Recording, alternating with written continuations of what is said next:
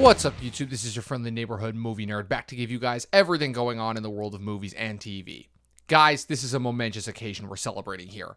It's Always Sunny in Philadelphia. FX's flagship comedy hits its 17th season this year. Premiering way back in 2005, this show has gone through 4 different presidential administrations, but unlike other long-running shows, has never strayed far from its vision, succumbed to social pressure, or compromised in any way, which for longtime viewers of the show who've been following the gang throughout all these years is perfectly in line. Described as Seinfeld on crack, the show follows 5 misfit misanthropes who own a bar in South Philadelphia, and the various and assorted schemes, pranks, and tomfoolery they get up to, while also proven to be some of the worst people on the planet. Racism, sexism, misogyny, everything is fair game and absolutely nothing is too controversial or wild for them to cover. And man, have they covered a lot. It's the rare unicorn show that you can hop in and watch a random episode, or you can watch the entire juggernaut from the beginning, and it will reward you either way. So, as we spend another season following Mac, Dennis, Charlie, Dee, and Frank make life miserable for everyone else around them and delighting in it, and having just finished the full run of the show myself, here are my top 10 favorite episodes of It's Always Sunny in Philadelphia. But first,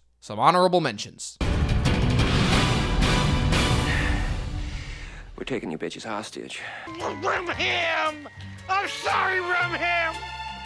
I'm sorry! More minutes on the clock. Let's go.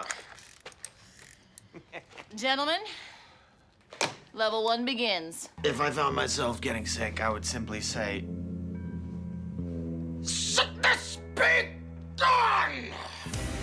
Man who received a simple idea, a simple thought, so clear and sharp that it cut through his mind like a soft cheese and led him to an invention. the system is not a thing. The dog is a thing. Guys, let's talk about something fun. That's fun for me. Well, don't move away from me. The regulation is exactly 6 feet, and you were at 5.5. Oh, that goddamn bitch. I know. Common in most aviary circles. And my research shows that unlike your typical North American barn swallow, the Pocono swallow, if kept under the proper conditions, can live as long as 80 to even 85 years.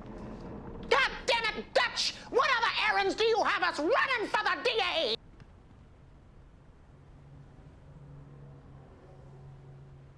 Get the bracelet off, just rip it off! Dee, I'm trying. I can't get any actual leverage on it. Besides, it's triple laminated. It's not just gonna rip. No.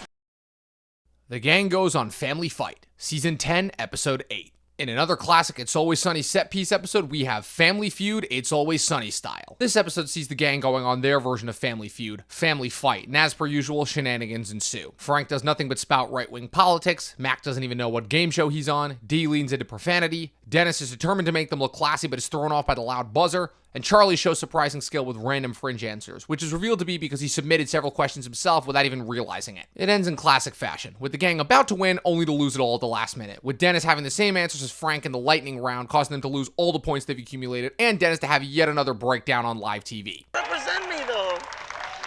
Oh, and the host is Keegan-Michael Key as the latest celebrity cameo subjected to the gang's antics. The gang buys a boat. Season 6, Episode 3. You would think with a title this simple, nothing could possibly go wrong, right? However, this is our favorite band of idiots from South Philly, so in another Murphy's Law example, anything that can go wrong does go wrong. A set-piece bottle combo. It's another episode where everything is in the title. Charlie, Mac, and Dennis buy a boat and invite Dee and Frank on board, only for Frank to toss the keys into the bay. This episode is also famous for Dennis's implication that bad things will happen to any woman who refuses to sleep with him on the boat, which has since become one of the top It's Always Sunny memes. It ends with, what else? Charlie accidentally lighting the boat on fire by hitting a power socket with a scuba tank, and, well... Oh, fire's getting bigger! Frank's Pretty Woman, Season 7, Episode 1. The premiere of Season 7, for which an argument can be made is the best season, brought a lot to the table. The gang was coming up on a decade on the air, the show was finally starting to catch on, and this is the season where Rob McElhenney famously put on close to 100 pounds for his appearance as Fat Mac in a gag that was supposed to be a response to the show's growing fame that none of the other cast members engaged with. But the highlight of the episode is the sight gag, which has gotta be in the top 3 greatest It's Always Sunny gags. Frank is dating, who else? A prostitute named Roxy, played hilariously by Alana Ubach, who previously played DeVito's daughter in 1994's Renaissance Man. Dee and Charlie try to help Frank, with Dee attempting to clean up Roxy Pretty Woman style, while Charlie attempts to set Frank up with a regular woman by posing as a Texas oilman with Frank as his driver. It goes hilariously wrong when the blood pills Charlie swallowed to make it appear that he has tuberculosis causes him to vomit a stream of blood up all over the poor unsuspecting woman. Think I've been poisoned by my constituents! Meanwhile, Dennis tries to prove he's healthier than Fat Mac, only for that to of course blow up in his face. It's an incredible premiere for arguably the show's best season, and the beginning of the true power the show was going to have in the cultural zeitgeist going forward.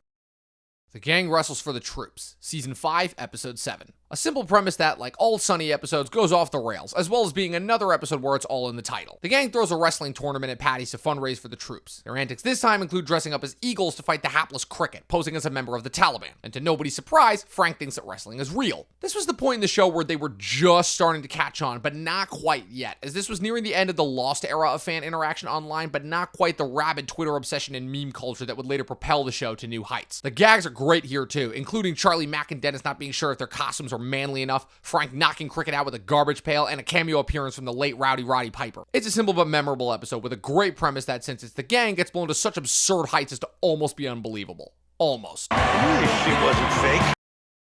The gang gets trapped. Season 7, Episode 9. An episode that showcases the gang's ability to subvert their own tropes, undercutting their own predictable formula of starting at the bar arguing about something trivial before spinning it off into its own misadventure. The episode opens with Dennis and Dee trapped in a random stranger's closet, with Dennis cursing out Dee while also commenting on their predictable formula. Turns out that in their latest misadventure, they're attempting to extract a rare artifact from a family's home, Indiana Jones style, with Mac and Charlie providing surveillance from the van and Frank wandering around the house. It keeps escalating in all the wildest ways, with Mac attempting to impersonate a Swedish plumber, Frank finding a bullet and threatening to whip a young girl's face off, Dennis threatening to cut off Dee's skin and make her into a lamp if she gets them caught, but the end gag surprise of the family whom they're attempting to rob not only going through domestic drama of their own, but also being Asian, leaves the audience crying with laughter at the usual heightened absurdity over absolutely nothing, especially with the gang's final proclamation of, It was weird that they were Asian, right?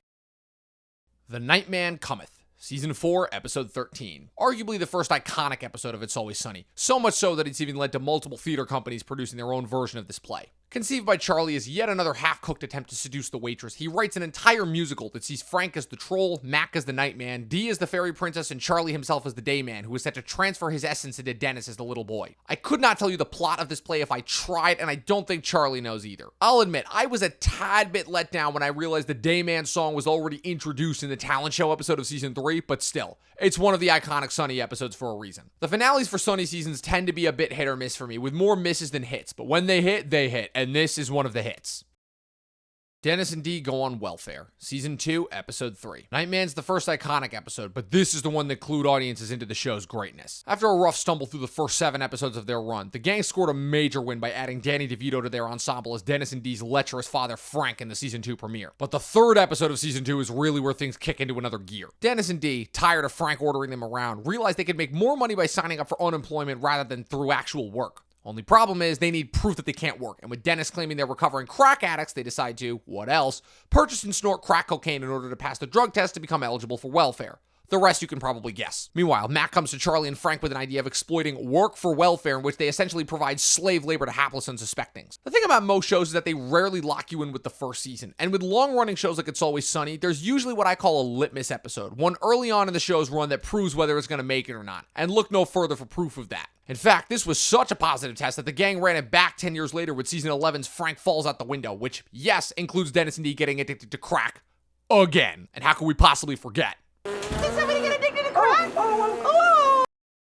Hero or Hate Crime, Season 12, Episode 6. An episode so good it made up for an entire season. Recently, Dennis actor Glenn Howerton admitted that he almost left the show around this time due to his worry that the show had peaked, and this episode is a strong argument as to why that may have been the case. Starting out as yet another standard Sunny argument set in an office meeting room, this time over who the rightful owner of a winning lotto ticket is, the episode quickly spirals into an argument over Mac's still questionable, but not really sexuality. The setup. A lotto ticket that Dennis and Dee bought blows into Mac's hands right before a piano almost crushes him, with Mac jumping out of the way at the last second due to Frank alerting him. Look out! The argument. Who is the rightful owner of the ticket, and was Mac the subject of a hate crime? Part of the magic of Sunny by this late in the show's run was its ability to balance crude satire with actual real-world issues, as only one season later Mac would fully embrace his homosexuality with an elaborately staged dance. But this was the episode where he embraced it, for selfish reasons of course. This is proven by the show's funniest sight gag to date, the revelation of Mac's exercise bike that, as one pedals, produces a dildo from the seat for the purpose of, as he puts it, Right back up into your workout. The ass pound of 4,000 will never let you rest. This episode is so good it makes up for what otherwise is a pretty lax season, and is easily one of the show's funniest episodes, a testament considering Sunny is one of the best in the biz when it comes to comedy, especially considering that Mac's winnings just end up going towards their lawyers' fees at the end. The Maureen Ponderosa Wedding Massacre, Season 8, Episode 3. There are a lot of different subclassifications for Sunny episodes. There's the bottle episodes, the standard fare episodes, the set piece episodes, the experimental episodes, and then there's the batshit what the fuck episodes. This is one such. Kicking off the infamous McPoyle-Ponderosa rivalry that would keep the gang occupied for another 3 seasons, this episode sees them attending the wedding of Liam McPoyle and Maureen Ponderosa, who, as the episode reminds us, is still legally married to Dennis. The lunacy that occurs here has to be studied to be believed. What starts as a strobe-filled horror movie turns into a classic Sunny police interrogation in which poor unsuspecting cops just trying to do their jobs are forced to deal with the gang's antics, which involve a full-blown zombie attack from the McPoyle clan, led by nonverbal Pappy McPoyle, played by Guillermo del Toro, which is the result of the gang accidentally dosing their ceremonial milk with bath salts that Frank and Bill Ponderosa were doing. To top it off, Mac and Charlie crash Dee's car, again, with Dee's freak-out causing them to think she's also become a zombie and lock her in the walk-in freezer, while Dennis, despite his attempts to sever all ties, ends up sleeping with Maureen almost immediately upon discovering her recent breast enhancement surgery. My Maureen, you've enhanced yourself. Yeah, I got my tooth fixed. I'm talking about your tits. And It's Always Sunny Christmas, Season 6, Episode 13. Probably the hardest I've laughed in an episode of television in a long time. There's a lot of episodes that could have taken this spot, but It's Always Sunny Christmas gets it for really nailing what the show had been building to for 5 years at this point. 40 straight minutes of absolute lunacy, showing the gang at their very best and worst, sort of explaining for all their flaws and traumas, while also serving as their own version of a Christmas special, the only one they've ever done. It's Christmas time at Paddy's, and the gang is attempting to find their own definition of the Christmas spirit, leading them down a dark trip down memory lane in which they each come to terms with their jaded relationship with Christmas. Mac realizes his parents took him to break into other people's houses and videotape him opening their Christmas presents as his own. Dennis and Dee were tortured every year by Frank, who would record their reactions to him buying the presents they wanted for himself. And Charlie is made bluntly aware of how his mom's sexual proclivities with her various suitors dressing up as Santa Claus and giving him presents to distract him, often in the form of drugs, got him hooked on drugs. It results in probably the two biggest sight gags in the show's history until Charlie vomiting blood and Mac's dildo bike. Charlie going feral to the point of biting a mall Santa's neck in front of children. And Frank, in an attempt to prank his old co-workers, having Dennis and Dee sew him inside of a couch, which of course goes horribly wrong when he runs out of air and forces his way out of the couch stark-ass nude in the middle of a party. Everyone's gonna have their own idea of what the best episode of Sunny is, and there are a lot of options. But I went with this one because to me, this represents everything the show is. Absolute lunacy and human depravity set against the air of wanting love and acceptance, with human error always the dividing line. It's the best and worst the gang has to offer at the time of year when we're all supposed to, at the very least, be acting our best, making it the best episode of It's Always Sunny in Philadelphia. And that was it. Those were my top 10 favorite episodes of It's Always Sunny in Philadelphia. There are so many episodes of this show that I'm sure that everybody else watching this is going to have their own version of their own favorite 10 episodes. So what are your guys' favorite episodes? Whatever they are, leave them in the comment section below, and be sure to leave this video a like and subscribe, and be sure to keep coming back for more content only on the Talkin TV podcast and YouTube channel. We'll see you guys.